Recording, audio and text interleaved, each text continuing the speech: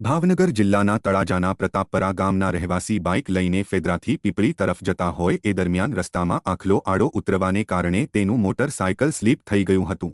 આથી ઇજાગ્રસ્ત હાલતે તેમને ધંધુકા હોસ્પિટલ ખાતે ખસેડવામાં આવ્યા હતા। ફેદરાથી પીપળી વચ્ચે રખડતા ઢોરના કારણે બાઇક સ્લીપ થવાના કારણે ઇજાગ્રસ્ત થયેલા તળાજાના પ્રતાપપરા ગામના ચેતનભાઈ બુધાભાઈ ભાલિયાને વધુ સારવાર માટે ધંધુકાથી ભાવનગર સરટી હોસ્પિટલ ખસેડવામાં આવ્યા હતા, જ્યાં લાંબા સમયની સારવાર બાદ તેમનું મૃત્યુ નીપજ્યું છે। આમ ઢોરના કારણે વધુ એકનો ભોગ લેવાયો છે।